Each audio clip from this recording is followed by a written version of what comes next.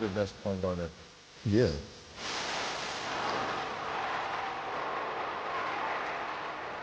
Steph Curry.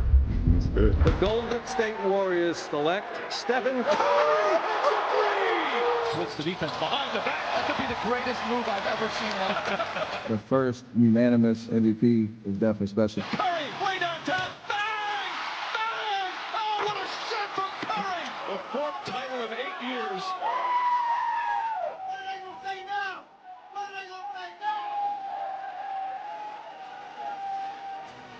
The greatest shooter in NBA history. He's having himself quite the summer here. He's taking a trip to China, the U.S. Open. He's getting a highway exit named after him outside of Davis College in North Carolina. I'm exiting Curry.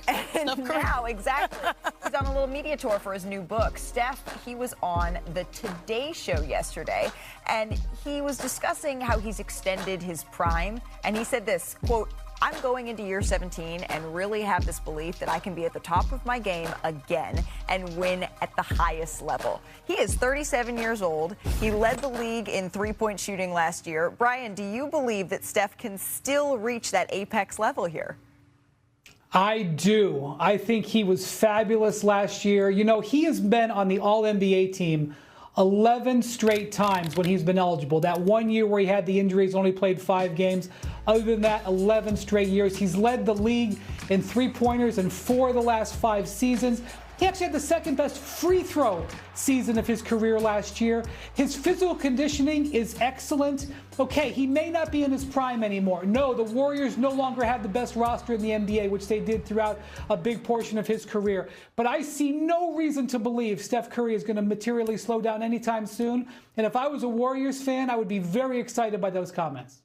Very excited about those comments. A little concerned about the construction of your team. I think the biggest thing that will help Steph Curry is getting some help. Send the man some help. Now, we know that the big issue going into, I guess, the midway point for the Golden State Warriors was winning the non-Steph Curry minutes. Right. They had Jimmy Butler, and they started winning. Just a little bit of bad luck towards the end of the playoffs. But still, they need to find a third star so that he can really cook. We know Draymond Green's there as a facilitator, but Jimmy Butler, Steph Curry, and someone. Now, I know the asterisk is around Jonathan Kuminga. That situation, figuring that out, navigating that. But if they're able to find that star and improve, that is where Steph Curry will truly shine. He can do bad all by himself, but we want him to continue to elevate and, you know, play these meaningful games. And so that will take a team effort. Right. And when you look at the fact that it was Steph Curry who said after he won Finals MVP, who's that? Who's that? But I'm saying we already know. We already know about Steph. We already know about Steph. This is not an individual sport. This is not golf. This is not tennis. You need a team, right? And not only do you need the team to help you win the championship, because that's what Steph is trying to do towards the last part of his career, is bring home number 5. You need to limit the distractions. And right now, it's still a distraction right now for the Golden State Warriors and Jonathan Kuminga. Janae, you just alluded to, you just talked about it, right? What are they going to do with him? They need a third star. Can he be that third star? A guy that you drafted in the lottery, a guy that shows he has a promising future, and you're still in the midst right now of having turmoil with this young man for his contract negotiation. He don't feel wanted. I don't know if he wants to be there. I don't know if Steve Kerr really wants him to be there. I don't know if Steve Kerr really believes in him. So when you talk about Steph Curry, we know he's going to do what he's supposed to do. He's going to max out. But again, you need the organization not to have distractions. And right now, this is a huge distraction, and you don't need that going into this season into training camp. Perk, you basically want Jonathan Kuminga, his presence to be felt, right? You know, for them to make a decision. I thought you would come in Debo in this segment. You just were like allow me to reintroduce. I thought you were gonna come in stronger, Perk. You know just came in too smooth with It's it. only Thursday. We still got another show for him to make sure to reach that level. But Perk, since you brought it up, that 1-year qualifying offer, $7.9 million, right? That's what's on the table. And that would give Jonathan Kuminga an implied no trade clause and allow him to become an unrestricted free agent. That's next season. So Kuminga, the clock's ticking. He has until October 1st to sign that qualifying offer, or they could agree on a longer deal, but that hasn't come to fruition in the last couple of months, and time is getting pressed. So, Brian, how much of Golden State's success this season do you think is going to hinge on what happens with Kuminga? Because we certainly have been talking about it a lot. I think it's what happens with Kuminga's salary slot. And so that's what the real thing is here. Kuminga has not been able to establish himself with a solid role. And when he's often been at his best, it's when the other Golden State Warriors players haven't necessarily been on the court. And so what the Warriors have been trying to do here, although they would never announce this, is they're trying to sign Jonathan Kuminga to a contract that enables them to trade him, because they know he does have value elsewhere in the league. Kuminga naturally wants to be paid like he has proven of his talent. And so that's why they've been at loggerheads, especially in a market that is closed to free agency. Free agency is essentially over. And so I do believe that Kuminga is going to start this season on the Warriors. Yeah. And I do believe there is still a window for him to get a multi-year deal. However, I understand why both sides are dug in. I agree with you. I do believe that Jonathan Kuminga is going to start the season on the Golden State Warriors, but this is a team that hasn't been able to make any other free agency moves because they've sort of been waiting on this domino to fall, and they've been waiting a long time. But while we're talking about Steph, Perk, there's something else I would love to get your thoughts on here, because he said, again, this is on the Today Show, that I think this is the most skilled era of basketball history. So, Perk, what do you think of that? Ooh. Steph dropping a hot take, you know what I think of it. It's time for one Big of them. Perk's big list. Damn it, it's not your list. It's Big Perk's list. There's actually rules to this, okay? You will speak when spoken to.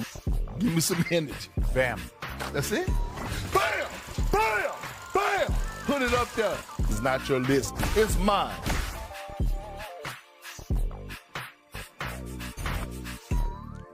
Janae, you wanted Debo? Well, damn it, I'm going to give it to you right now. This my list, Pump. This my list, Pump. Big Perk's big list of best skills in the NBA right now. Wendy, Shanae, Malika, y'all know the routine. Damn it, you will speak when spoken to, and you will bring the energy that is needed. Otherwise, you would not be part of this segment again. Coming in at number 5. Bam! Put it up there.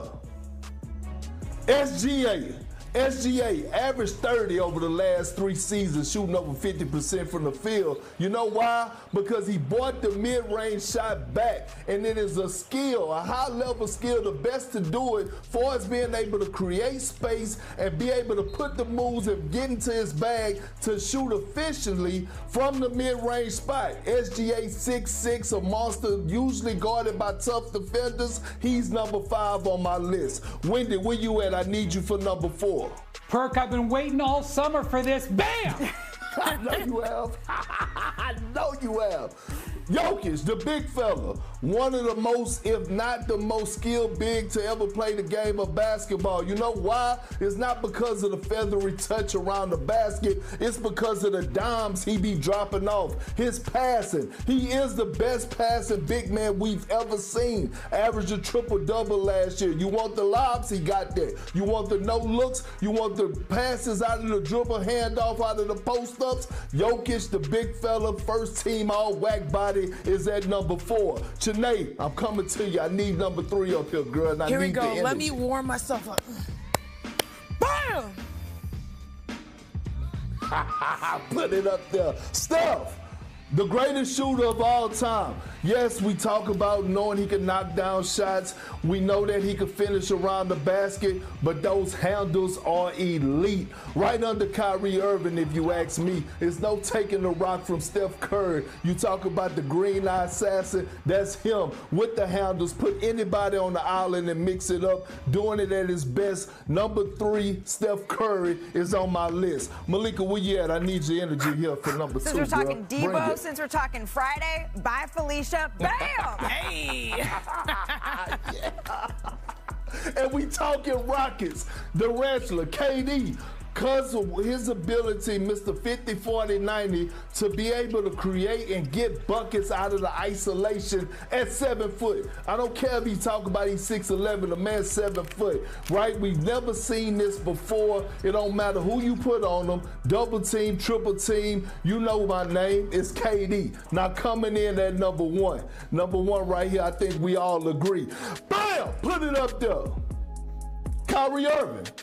The most skilled player to ever play the game of basketball. We know he got the handles at 6'2", 6'3", the post work, but it's the finishing around the basket, playing below the rim, amongst the trees. Nobody does it like Kyrie Irving. You want the right-hand finishes, the reverse lays, he giving you that. You want the left-hand finish, left-hand floaters at the rim, he's giving you that. Again, this is my list, punk, like Debo say. Big perks, big list of best skills in the NBA right now.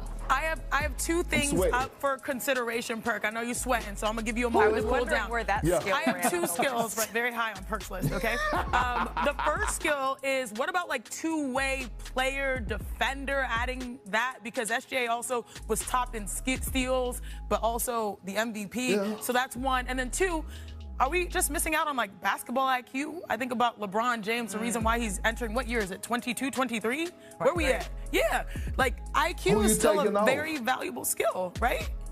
I'm interested that it's Kyrie. But Kyrie. who you taking off? Oof, don't make me play that. I'm just suggesting. No, this is Sinead's honorable mention that we're adding when we expand the list to 7. We love a perk. Welcome in, Warriors Nation. Today we're spotlighting something Steph Curry been quietly building for years: his vision for women's basketball, gender equity in sport, and how he's using his platform not just to score buckets, but to elevate the game for everyone. There's a lot to dig into, and this isn't just about praise, it's about how the Golden State Warriors superstar is shaping the future. Let's dive in.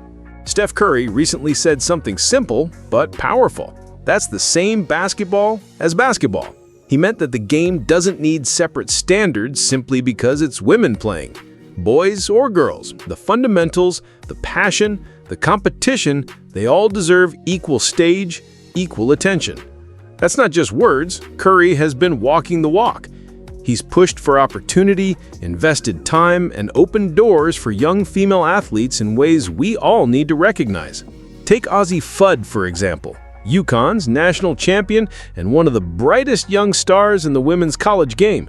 She's been a long-time Curry camp attendee, excelling at camps, getting exposure, signing with Curry brand, and traveling on the Curry World Tour to places like China.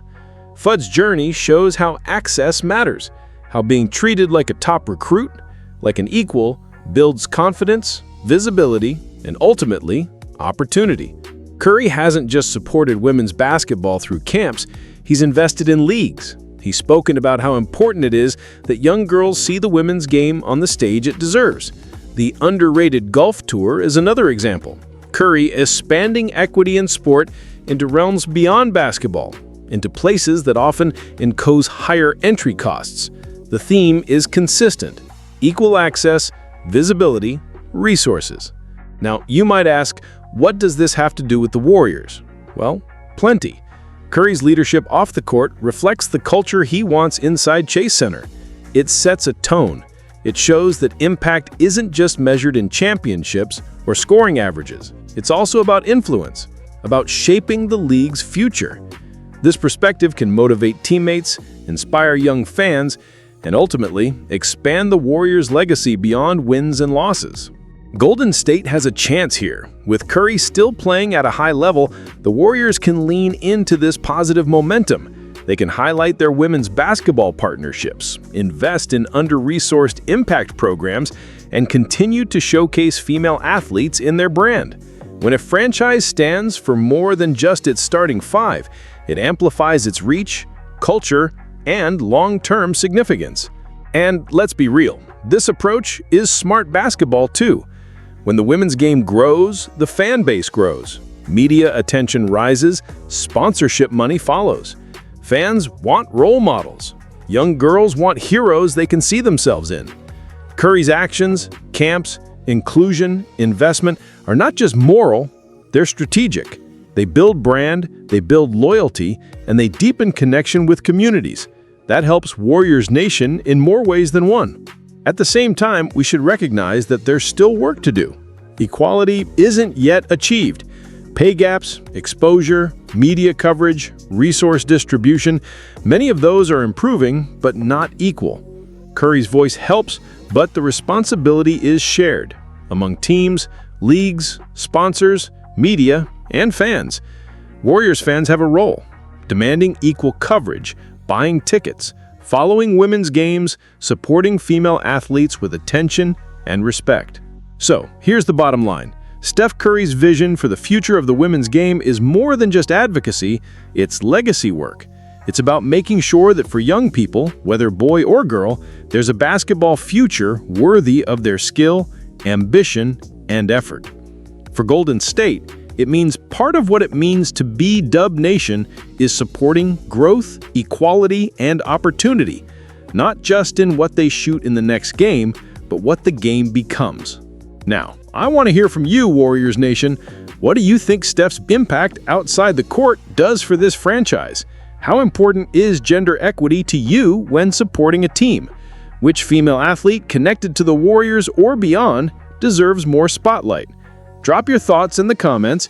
If you feel inspired by what Steph is doing, smash that like button and make sure to subscribe so you stay updated with all the stories on court and off. Thanks for watching, Warrior Nation. Together, we build something more.